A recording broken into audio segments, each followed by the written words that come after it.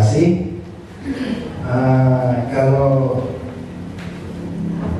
dibilang dilahirkan, sama-sama semua kita dilahirkan dari kecil. Saya kebetulan orang tua saya sudah beragama. Ketika saya kecil, saya dibaptis waktu kecil. Berarti memang orang tua saya dari saya kecil sudah beragama, dan saya tahu pada waktu itu dia adalah pengurus gereja, termasuk dia berdua. Kakek saya yang dari bapak, 2 istrinya dukun Batak. Cuman waktu itu mau diwariskan sama saya, marah Mama Ika. Enggak usahlah, dukun-dukun, enggak dukun bejat katanya. Jadi begitulah hidup saya. Kakek dari mama saya 3 istrinya. Ibu dari mama saya waktu masih muda dia cantik, datang mengantarkan dirinya sendiri ke bolang saya, ke kakek saya. Dia pun memanggil bolang jeda jaguta di rumah beda, katanya. Begitulah kuatnya ilmunya, sehingga ya semua kami cucu-cucunya kalau keluar dari kampung itu diberikan berupa pupuk untuk menjaga badan sebagai tangkal. Begitulah kami dilahirkan. Walaupun mama sudah bergereja, pada waktu itu bapak belum. Bapak tukang main judi, kerjanya cuma mencuri padi, jual, main judi. Itulah kerjaannya. Jadi begitulah kami besar ditumbuhkan. Saya hanya SD di kampung. Setelah SMP saya pindah ke Medan. Jadi dengan sampai di Medan pun, karena keluarga bapak tengah yang memang keluarga yang rajin ke gereja, kami semua hari Minggu pun diajak terus ke gereja. Jadi remaja sampai akhirnya saya masuk SPMA. Di situ saya jadi permata dan tetap juga mengikuti kegiatan gereja dan akhirnya jadi guru sekolah minggu. Jadi begitulah kehidupan saya waktu muda. Dan 1983 saya ke Kecamatan Kuala ini, dan sampai di sini pun saya beribadah juga, mencari gereja untuk tempat beribadah. Jadi tetap juga ya di sini pun saya aktif juga, tapi semuanya itu tanpa pengenalan yang benar. Ke gereja dosa-dosa juga. Jadi apalagi ketika setelah tahun 1987 kami berumah tangga dengan Mama Ika, dipasu-pasu juga di gereja, diberkati. Cuman yang saya ingat di situ, yang dipersatukan Tuhan tidak boleh diceraikan manusia. Begitulah mulai kehidupan rumah tangga kami. Jadi saya bekerja di perkebunan, Mama Ika guru. Jadi ketika itulah mulai ya cita-cita saya memang ya hanya Mama Ika lah sampai awal dan terakhir dalam hidup saya. Tapi karena dosa yang saya kompromi dengan dosa itu, sehingga itu yang menarik hidup saya ke dalam kubangan dosa yang terus menerus. Mulai dari itu saya korupsi sering di perusahaan, Orang nggak pernah ngantongi batu, aku ngantongi batu. Orang nggak pernah ngantongi pokok rambut, aku ngantongi pokok rambut. Begitulah setiap hari. Akumulasi dari semua itu, inilah akhirnya Tuhan murka. Karena semua dosa saya lakukan, dosa perzinahan, dosa mencuri, dosa sombong, dosa pemarah, semua ada sama saya. Sehingga pada tahun 1994 puncaknya saya dibukakan Tuhan dosa kekejian yang saya lakukan, sehingga menyakitkan hati Mama Ika. Inilah awal-awal daripada saya bisa mengenal Tuhan Yesus. Padahal pada sebelumnya itu pun ya rajin ke gereja, dosa-dosa juga, korupsi juga, zina juga. Inilah kalau tidak mengerti kebenaran firman Tuhan. Bersyukurlah orang yang dari mudanya bisa mengenal kebenaran firman Tuhan, sehingga bisa hidupnya berkenan kepada Tuhan. Saya pun kalau suruh diulang balik, kalau macam film tadi diputar balik, saya menyesal. Saya menyesal melakukan yang jahat di mata Tuhan. Karena kalau seandainya tadi saya berjalan di jalannya Tuhan, pasti hidup saya nggak begini. Karena apa? Pasti orang yang berkenan kepada Tuhan hidupnya diberkati. Tapi inilah semua sakitnya kalau orang yang tidak mengenal kebenaran firman Tuhan, sehingga hidupnya tidak diberkati. Cerita selanjutnya, setelah kejadian tahun 94, semuanya gagal total. Akhirnya hidup rumah tangga pun kacau. Mama Ika pun malu, marah, apalagi di situ semua bercampur. Tapi apa mau dibuat? Itulah orang yang hidup tidak dalam kebenaran. Dosa itu yang menguasai hidup saya. Sehingga setelah terbuka itu, saya berjanji untuk tidak mengulanginya lagi.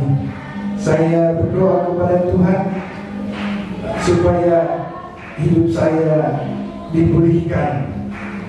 Tapi semua itu masih belum mengenal kebenaran firman Tuhan. Jadi saya tidak punya kekuatan apapun. Karena apa? Masih mengandalkan hidup saya, mengandalkan kekuatan saya, bukan mengandalkan Tuhan. Sehingga berjalan waktu, ini kalau difilmkan lama ini, tapi karena kalau saya potong-potong supaya bisa waktunya bisa makin singkat.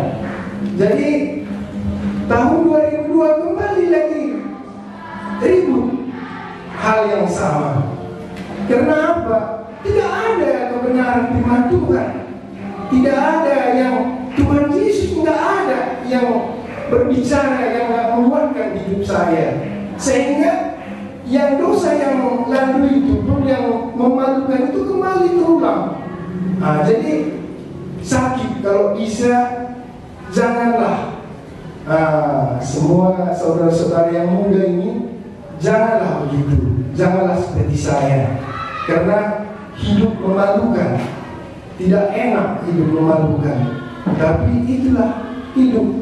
Karena masih diberikan Tuhan kesempatan untuk hidup. Semua ini mungkin itulah kemurahan Tuhan untuk menuntun saya kepada kebenaran firman Tuhan supaya ada pertobatan. Jadi di 2002 itu kembali dosa yang sama terulang kembali.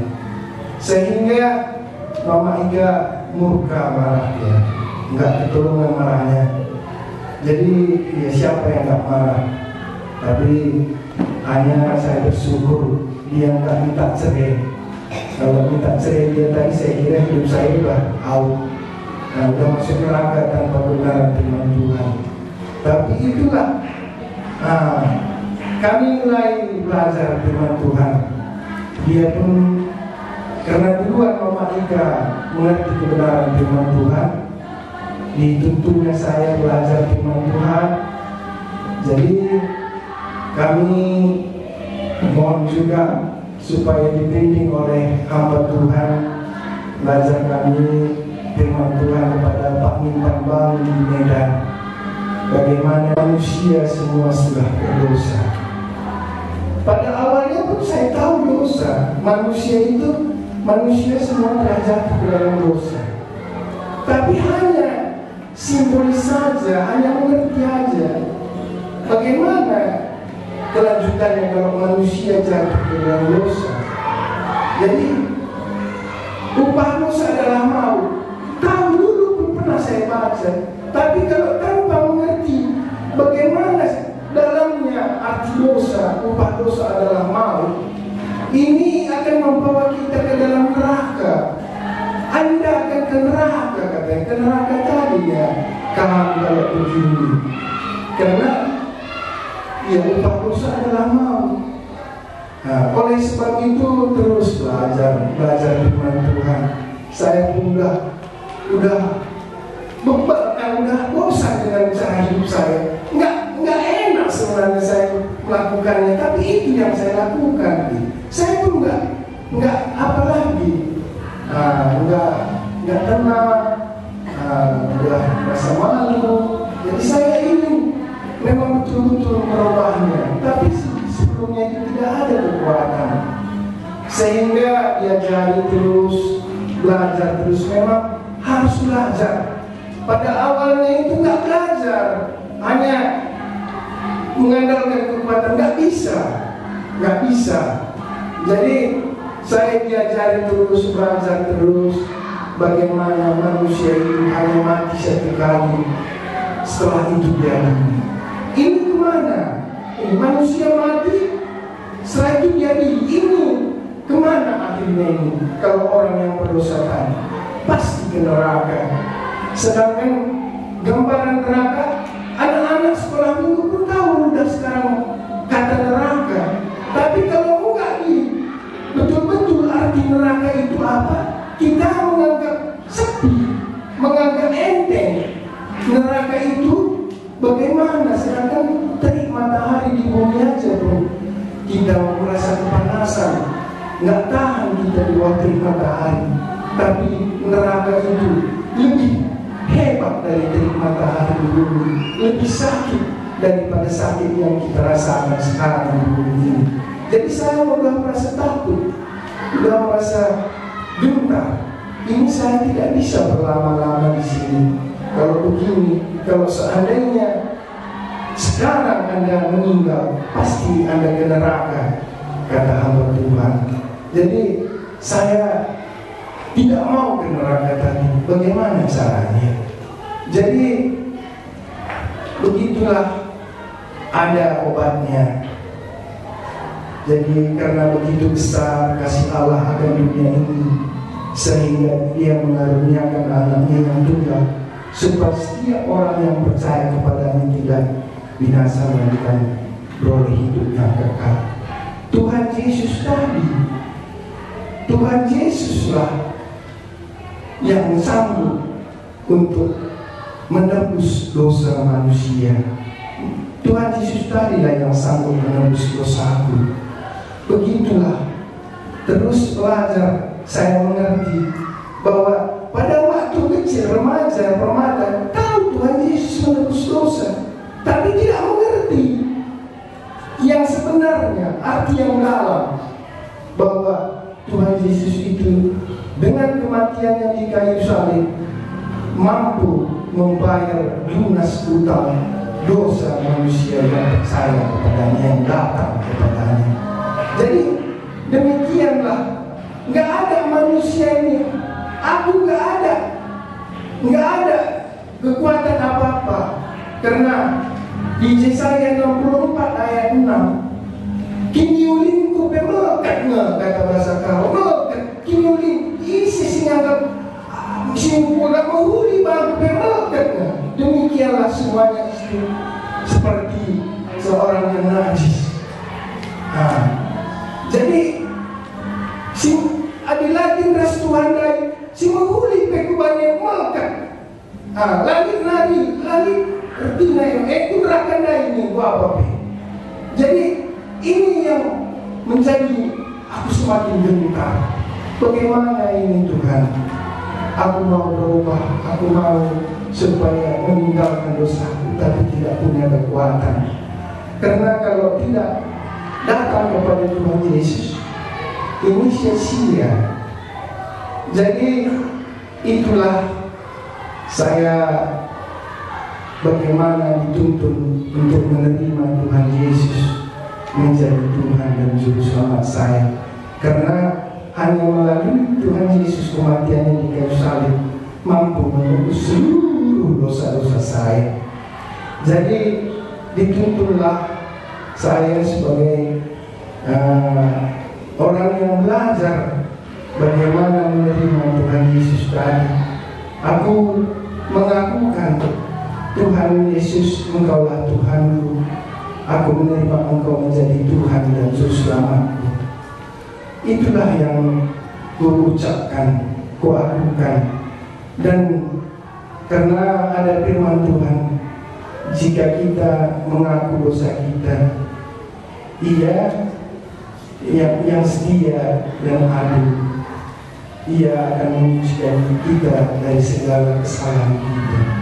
Jadi harus datang kepada Tuhan Yesus tadi. Ia di situ Tuhan Yesus. Harus kita datang kepada Tuhan Yesus, karena hanya melalui Dia bisa kita dosa-dosa kita diampuni. Jadi setelah saya menerima Tuhan Yesus itu di 2003, bulannya saya nggak mengerti, nggak ingat lagi dan tanggalnya, tapi tahunnya 2003. Disitulah saya menerima Tuhan Yesus menjadi Tuhan dan Juru Selamat saya. Dan segala dosa-dosa saya akukan. Karena di dalam Yesaya 1 ayat 18 itu, mari situ Jakarta, amin lagi ya dosa minggu bagi tungguang, banci bentar bagi salju, amin lagi yang menggara dosa menggara bagi adik bahasa Indonesia kayak sumber gitu.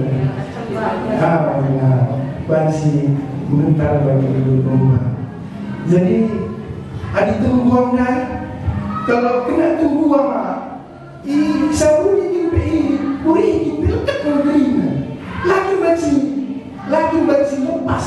Memang inilah kenapa pasal kalau ini dibuatnya tungguang itu tadi. Inilah membuktikan bahwa dosa itu begitu memang pentingnya harus diselesaikan. Gak bisa enggak. Karena itulah dampaknya. Jadi saya mengambil keputusan setelah saya menerima Tuhan Yesus menjadi Tuhan dan Juru Selamat saya. Semua dosa-dosa saya akukan, baik yang diwarisi oleh orang tua, dosa perbuatan saya, apa yang sudah saya lakukan semua saya akukan di hadapan Tuhan. Karena ada jika kamu mengaku dengan mulutmu bahwa Yesus adalah Tuhan dan percaya dalam hatimu bahwa Dia telah membangkitkan Dia dari antara orang mati, maka kamu akan diselamatkan. Jadi inilah yang saya lakukan di dalam hidup saya. Jadi setelah itu saya punya kekuatan. Saya punya kekuatan untuk tidak mengatakan tidak kepada dosa. Di dalam perjalanan hidup banyak tantangan, karena orang tahu saya ini adalah orang yang jahat, orang yang pendosa, orang zina. Banyak yang menawarkan. Jadi sampai di situ aku kamu katanya pula. Jadi kan udah payah kalau kayak gini. Tapi inilah laki-laki, aku angkat tangan. Jadi dalam prakteknya datang katanya, masa laki-laki angkat tangan katanya. Jadi inilah perjalanan dalam hidup ini. Banyak memang, tapi aku angkat tangan. Aku mau angkat tangan aku dan izin. Jadi pasti banyak memang tantangan kita berjalan bersama Tuhan di dalam pertobatan kita. Tapi kekuatan yang dari Tuhan itu yang memampukan saya untuk bisa hidup mengandalkan Tuhan, karena saya mau hidup benar dalam Tuhan. Walaupun sering jatuh, tapi saya tidak sampai tergeletak. Saya selesaikan terus apa yang dosa yang saya lakukan yang kecil di hadapan Tuhan.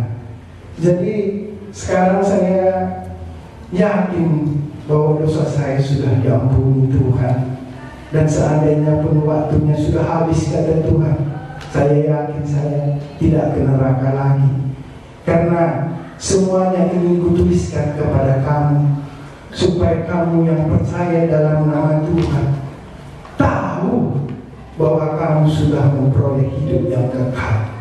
Inilah jaminan bahwa orang yang sudah menerima Tuhan Yesus menjadi Tuhan dan Juru Selamatnya tahu. Jadi kalau tahu, aku udah tahu. Jadi bahwa hidup yang kekal itu sudah aku dapat. Kiranya ini kesaksian ini menjadi berkat bagi kita semua. Kalau ada yang belum menerima Tuhan Yesus menjadi Tuhan dan Juru Selamatnya, jangan lama lagi. Waktu sebentar lagi. Saya mungkin tidak lama lagi di bumi ini, sehingga saya rindu untuk melakukan pekerjaan yang baik, yang berkenan kepada Tuhan.